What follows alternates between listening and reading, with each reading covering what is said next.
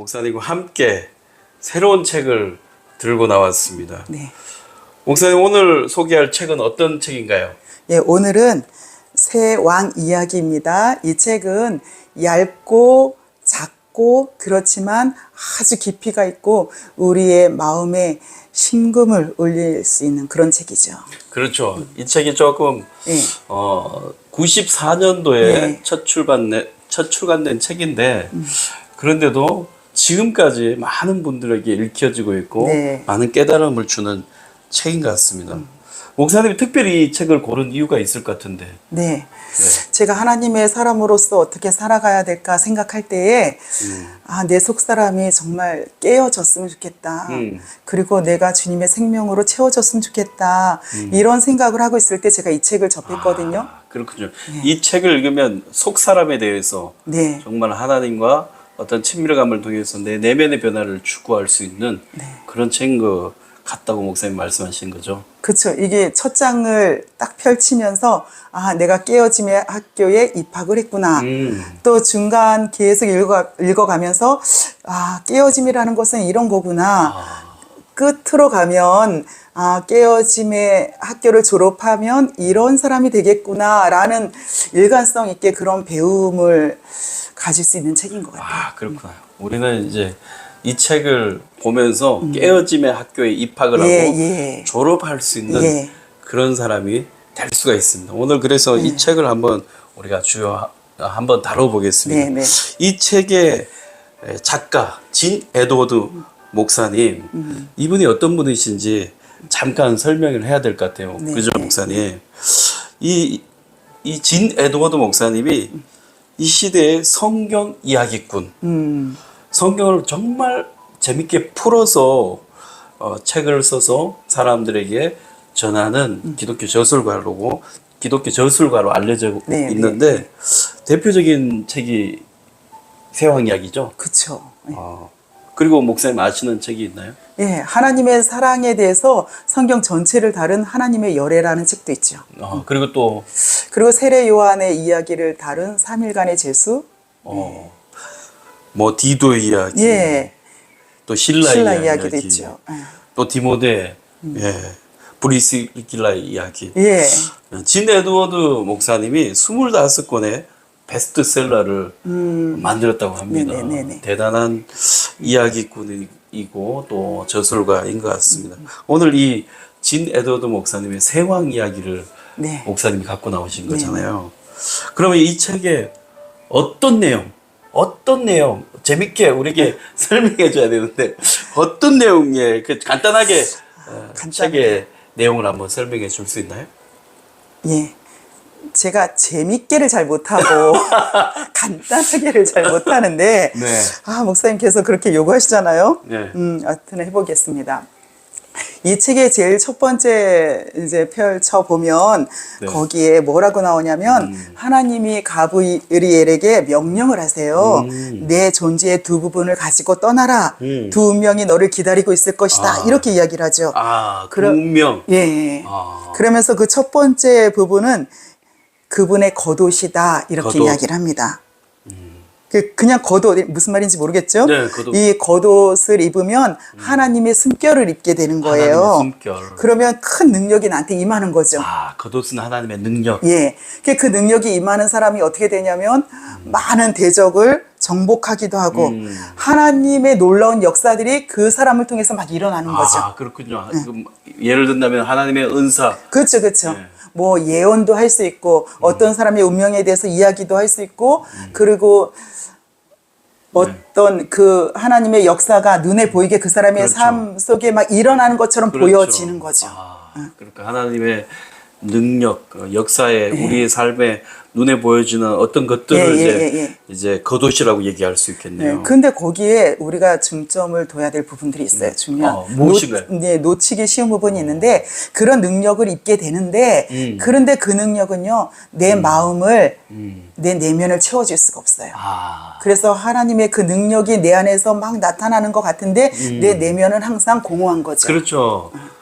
은사가 있고 예. 하나님의 눈에 보이는 역사는 있는데 네. 내면의 변화는 없다. 예. 겉옷은 예. 겉옷의 능력은 어떤 눈에 보이는 변화는 예. 있는데 내 안에 변화는 없다. 네, 그러니까 내 속사람이 변화되지 않으니까 내 인품이 그대로인 거예요. 아, 인품은 그대로. 네, 내 인품이 그대로인데 내가 변화되지 않았는데 다른 사람의 속사람이 변화될 수가 없잖아요. 그렇죠. 그래서 다른 사람에게 그 속사람까지 영향을 끼쳐줄 수 없는 능력인 거죠. 속 사람까지 그러면 변화시킬 수 있는 그런 것들이 있을 거 아니에요. 그렇죠.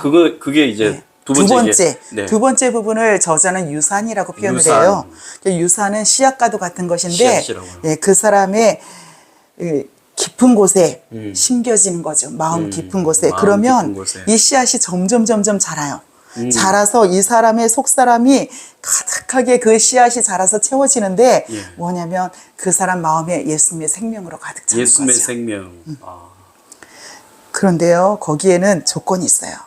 어떤 반드시 네. 고통, 슬픔, 상한 심령 이런 것들이 섞여야 된다라고 이야기를 해요. 예수님의 그런 변화를 있으려면 고통과 상한 심령과 순종과 슬픔과 이런 모든 것들이 다 섞여야 된다는 거죠. 예.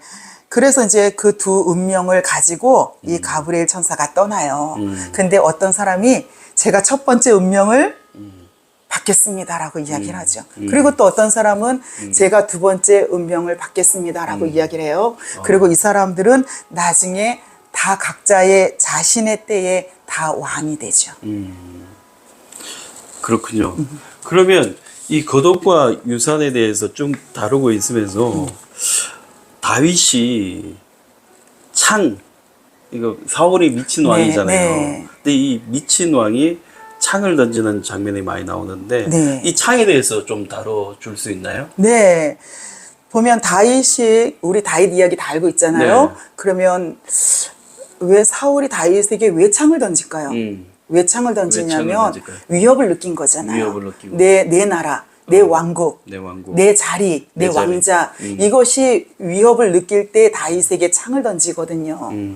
그럴 때 다윗이 어떻게 반응하고 어떻게 자기 인생에서 풀어가느냐에 따라서 어떤 유산을 받아서 그 유산, 그 씨앗이 다윗 속에서 어떻게 자라나고 그래서 그것을 통해서 다윗이 속사람이 어떻게 변화되고 깨어지고 그 결과가 어떻게 되는지를 보여주는 것이 이 책이죠. 아, 그렇군요. 네. 그러면 다윗이 창을 대하는 태도는 어떻게 되나요?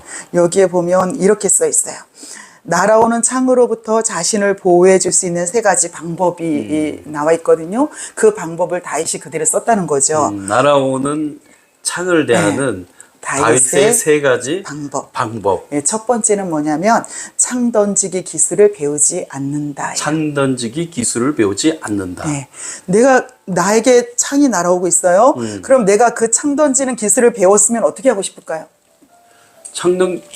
던지죠. 그죠. 정말 던지고 싶을 때가 얼마나 많겠어요. 얼마나 정말 화날 때 창 던지죠. 정말 뭐 미운 사람, 짜증나는 사람. 근데 내가 그 기술을 배우지 못했어. 저도 기술 배우고 싶은데. 그죠. 그러면 배우지 못했으니까 던지고 싶은데 못 던지죠. 그러니까 차라리 배우지 말아라. 다윗은 아예 창 던지기 기술을 배우지 말라. 두 번째는요. 창을 던지는 자에게서 멀리 떠나라. 창을 던지는 자에서 멀리 떠나라. 도망가라.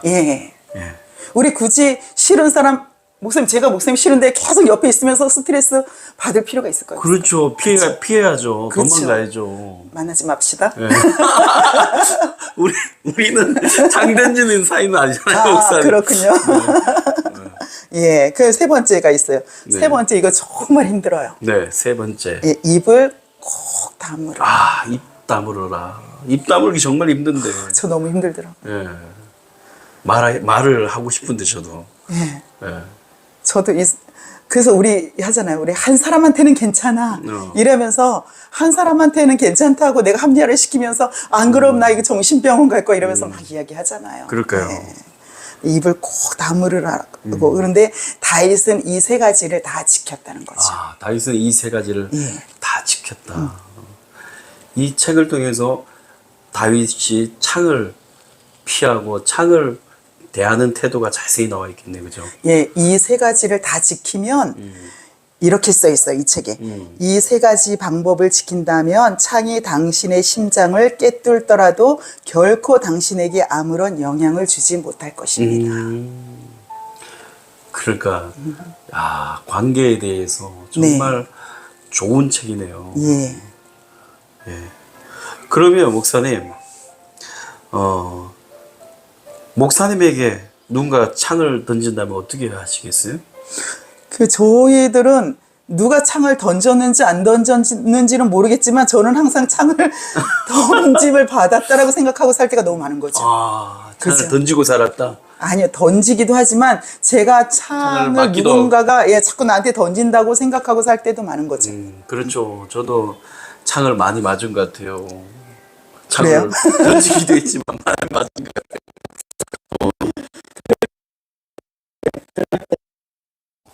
차라리 창을 맞고 죽으라라고 여기에서는 저자가 이야기하거든요. 창을 맞고 죽어라. 네, 차라리 죽으래요. 차라리 죽어라.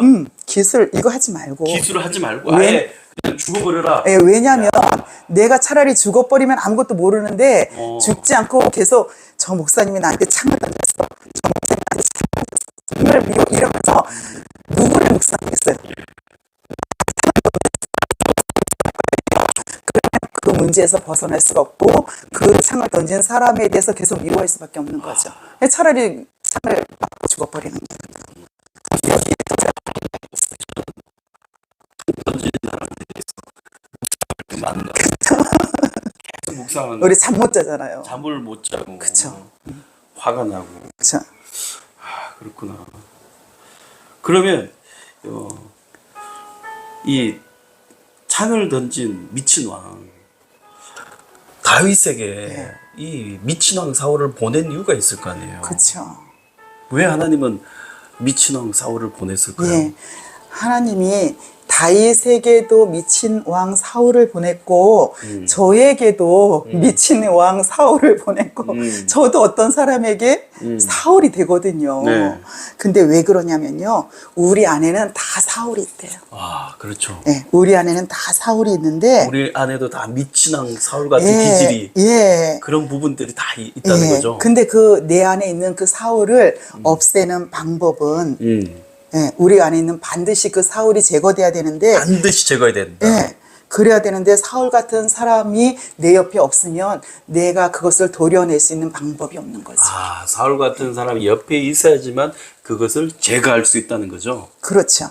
근데 도려내지 않으면 우리는 누구든지 다 제2의 사울이 누구든지 다 될 수 있는 거예요. 그것을 이 세왕 이야기에서 다루고 있군요. 예, 그러니까 이 다윗 안에 있는 사울을 제거하기 위해서 하나님께서는 다윗의 인생에 얼마나 그 오랜 시간 동안 수년 동안 그 수술을 진행을 하고 있는 거겠어요. 그럼 그 수술을 받는 그 긴 시간 동안에 다윗은 정말 생명을 앗아갈 정도의 그 혹독한 그 잔인한 경험을 하게 되는데 그렇죠. 그게 계속 우리가 알고 있는 다윗의 삶이죠. 도망다니는 삶. 도망다니는 삶. 그것이 바로 이 유산이라는 거죠. 예. 그래서 이제 결국은 깊은 상처를 받고 힘들고 그렇지만 그 속에서 그 과정 속에서 다윗의 속사람이 점점 산산조각이 나는 거죠. 그러면 이런 다윗이 이런 시간을 보내면서 속사람이 점점 산산조각 나고 변화를 경험하게 되겠네요. 그렇죠. 자기의 성품이 변화되는 거죠. 달라지고 변화되고 그렇죠. 하나님이 원하시는 사람으로 변화되는 거네요. 그러면 사울은 이게 창 던지면 변화는 없겠네요, 그죠? 그죠? 계속 던지고 있는 거죠. 계속 던지고 있는 거죠. 계속. 그렇구나. 계속 던져야 다윗에게 있는 사울의 모습이 점점 사라지고 산산조각이 나서 없어지고 그 성품이 변화되고 그러면요 다윗은 어떤 사람이 되냐면요 이런 사람이 되는 거죠. 어떤 상황 속에서도 아무 말도 하지 않고 반격하지 않고 오로지 예를 들면 이제 나중에 이건 나중에 압살롬 얘기에서 나오는 건데 이 훈련을 다 걸치고 나면 이제 내 안에 더 이상 화가 날 것도 없고 내 안에 분노할 것도 없고 그럼 그 상황 속에서 영향을 안 받잖아요. 그렇죠. 하물며 압살롬 아들이 내 왕자 내 나라를 내 것을 다 빼앗아 가려고 해도 이것은 이미 내 왕자가 아니고 내 나라가 아니고 하나님께서 나에게 주신 나라, 하나님의 나라고 하나님의 왕자고 하나님께서 주신 권위이기 때문에 그 권위를 내가 스스로 지키려고 하지 않는 거죠. 그 권위는 다 하나님께 있으니까. 네, 그러니까 압살롬 같은 사람이 나에게 찾아올지라도 우리는 그냥 다 주고 그냥 떠날 수 있죠. 네, 그런 사람으로 결국은 변화가 된다. 그런 사람으로 변화된다. 네, 그러기 위해서 다윗에게 사울이 있다. 네. 네. 그러니까 우리가 추구해야 될 것은 겉사람이 아니라 하나님의 유산 그쪽으로 마음을 둬야 된다. 속사람의 변화가 중요하다라는 거네요. 네, 그렇죠.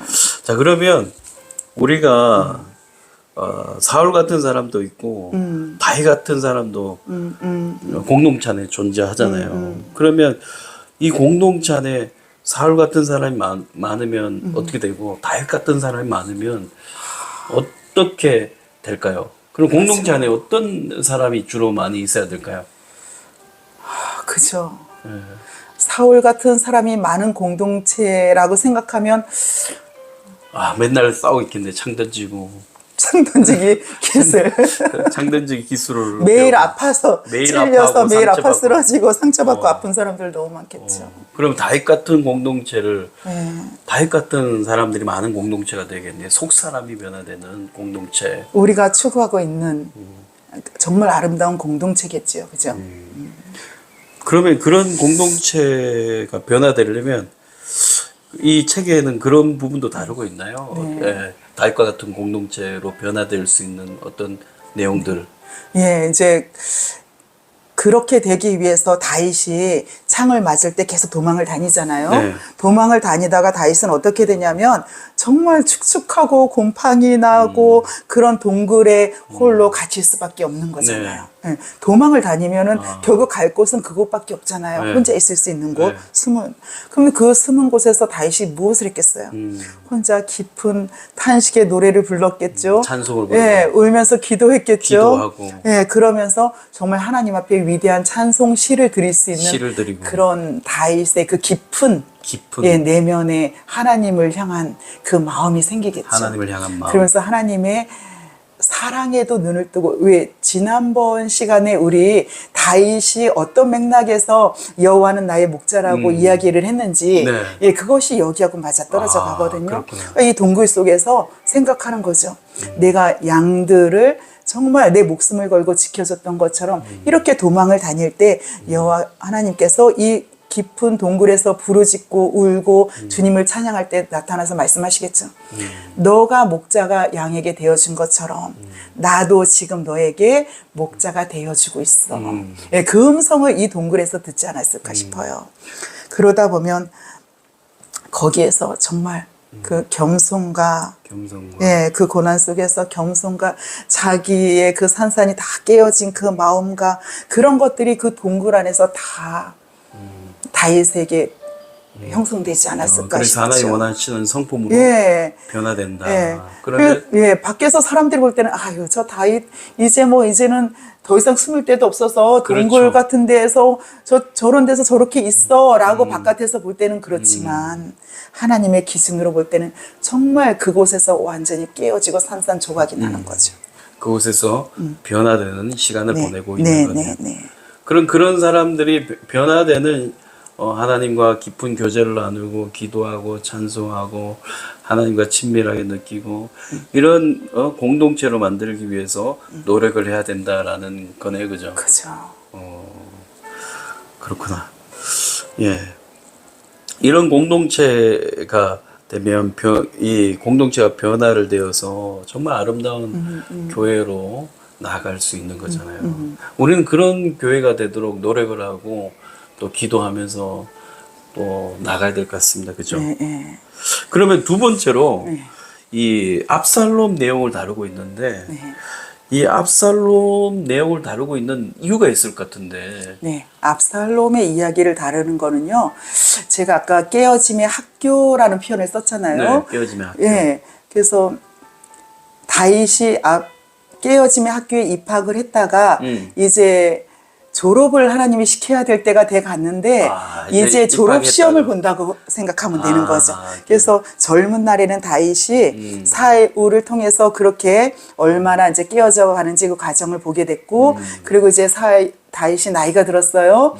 그러면 이제 마지막으로 이제 시험 보는 거예요. 졸업 시험. 압살롬이 다윗의 왕자, 다윗의 나라를 빼앗으려고 할 때 다윗이 어떤 반응을 하는지를 보고 그리고 이제 다윗이 그 하는 반응 속에서 하나님께서 합격이냐 안 합격이냐를 그렇죠. 하고 졸업을 시켜주는 거죠. 졸업을 시켜주는. 네.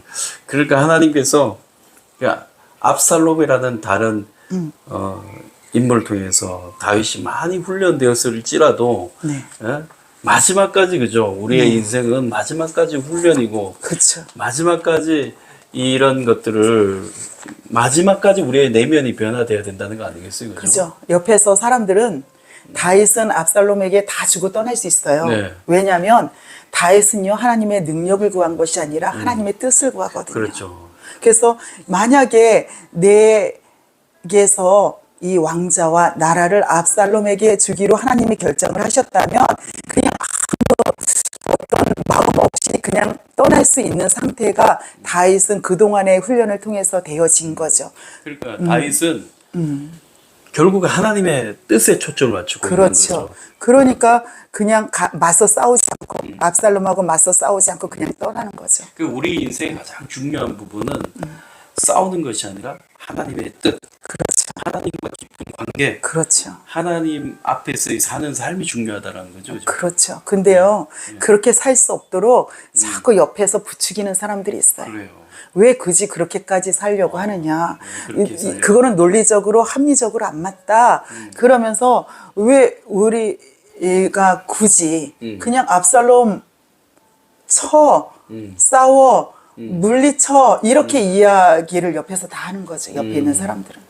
근데 그럴 때 아무 말 없이 나는 하나님의 뜻을 구합니다. 하나님의 뜻이 이 땅에 이루어지기를 원합니다. 이러면서 다 놓고 말 없이 떠날 수 있는 사람. 그렇게 했을 때 다윗은 졸업을 하는 거죠. 참 하나님의 뜻만을 구하는 삶이 쉽지 않은 것 같아요. 그럼요. 어떻게 보면 우리가 겉옷을 구하는 삶을 많이 살잖아요. 그렇죠. 저도 보면 어떻게 보면 겉옷을 구할 때가 많이 있어요. 눈에 보이는 어떤 것들을 원하고 있을 때가 많고 그렇죠.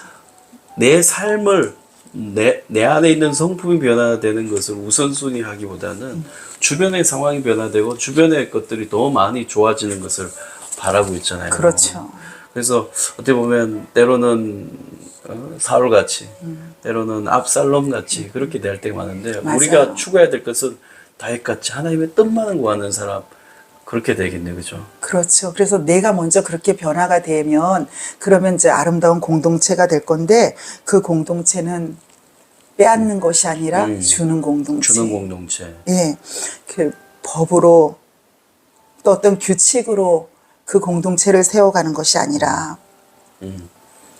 법으로 규칙이 아니라 섬김으로 몸소 하나님의 뜻을 가르쳐지는 구하면서 거죠. 다윗이. 몸소. 그래서 이 어렵고 환난과 고난은 백성들이 겪는 것이 아니라 지도자가 겪는 것이다. 그러면서 다윗은 철저히 자기의 사람들을 지켜 가는 거죠. 그것을 몸소 그 다윗을 따르던 사람들이 봤기 때문에 그렇기 때문에 그 사람들의 속사람이 같이 변화될 수 있고 그래서 아름다운 공동체가 되어지는 거죠. 네, 아름다운 공동체까지. 참 이 책 안에 정말 그냥 이야기 책인데 네. 깊이 있는 내용들을 많이 다루고 있습니다. 네. 94년도에 출간되었지만 지금까지 읽혀지고 있고 또 우리가 한 번쯤 쉽게 읽다가 또 깊이 묵상하면서 읽을 수 있는 책인 것 같아요. 그래서 네. 너무 좋은 것 같은데 네. 목사님 마지막으로 이 책에 대해서 마무리. 네. 이 책에서 정말 어떤 이야기를 하고 있냐면 그러면 왜 사울 같은 능력을 구할 때 그런 기도를 할 때 왜 하나님이 그 사람에게 그 능력을 부어주냐는 거죠.